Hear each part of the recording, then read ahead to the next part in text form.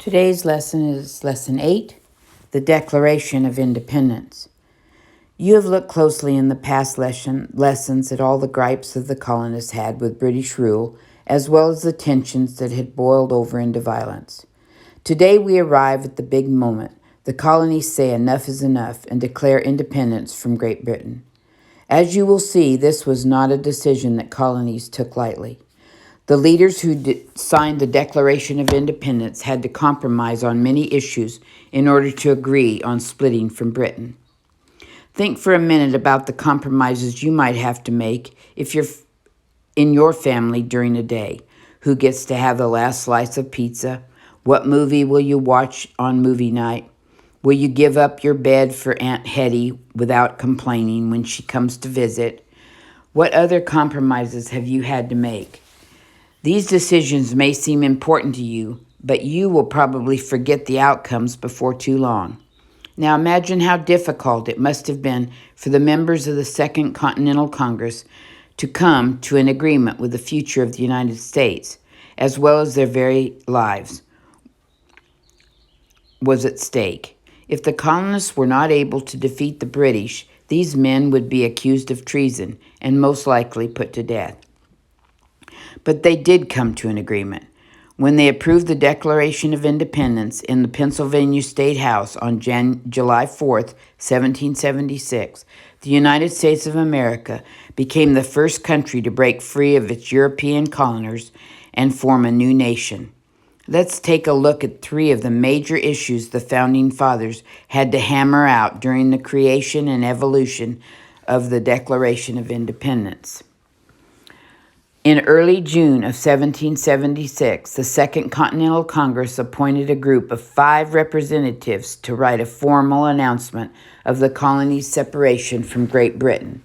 Thomas Jefferson of Virginia, John Adams of Massachusetts, Benjamin Franklin of Pennsylvania, Robert Livingston of New York, and Roger Sherman of Connecticut.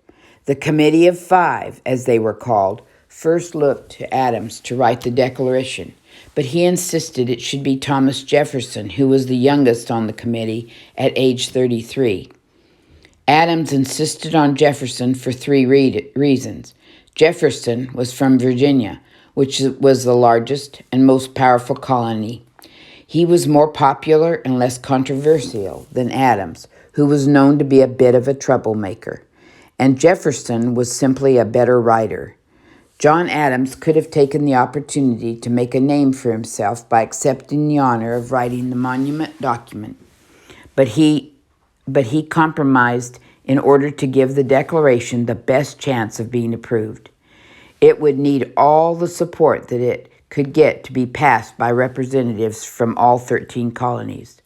Remember, flexibility and compromise were the keys to unlocking the future of this young nation. A fun fact would be that the Committee of 5 kept the windows closed despite the July heat in order to keep the writing top secret until they were finished.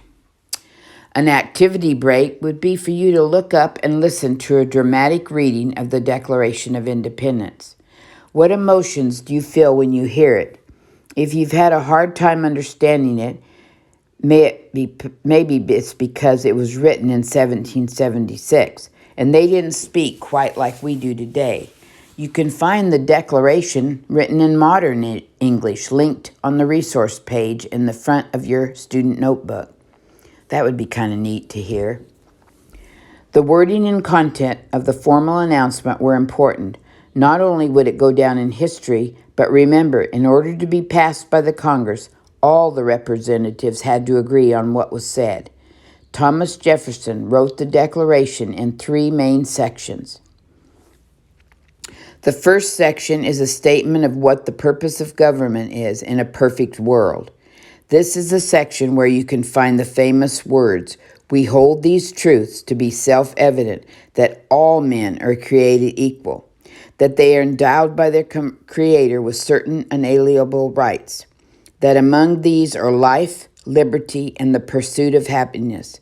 Another important point that Jefferson brings up is that the citizens of a country can get rid of the government and start from scratch if these rights are not being upheld. The second section is basically a list of all the ways King George III had treated the colonists badly and taken advantage of them.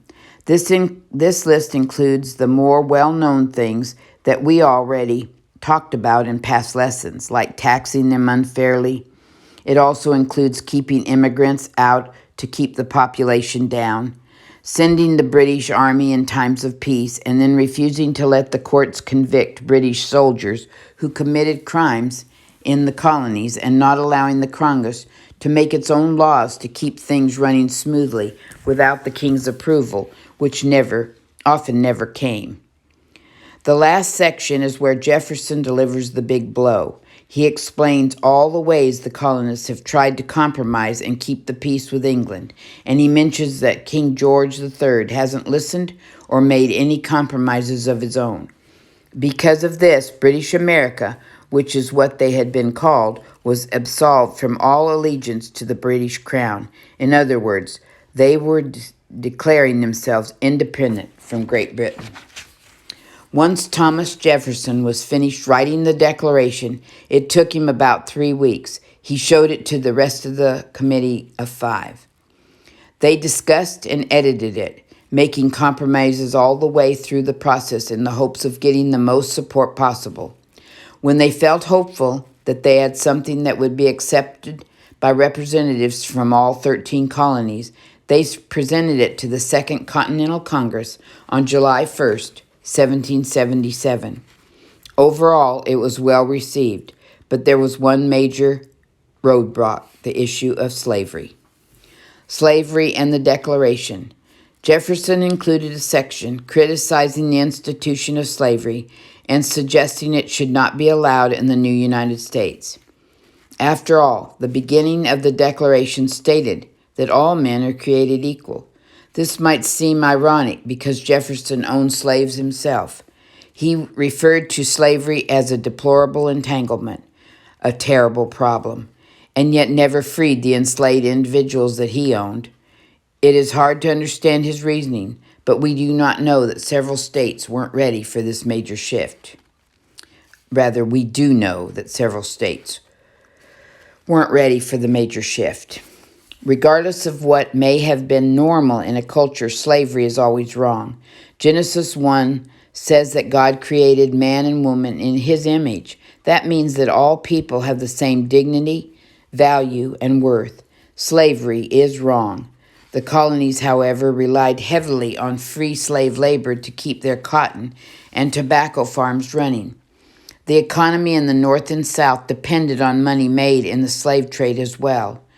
North Carolina, South Carolina, and Georgia refused to support the Declaration as long as the section denouncing slavery was included. After much discussion, it was removed. If you were asked when America Independence Day is, most of you would say July 4th, and you would be right that this date is when it's celebrated today.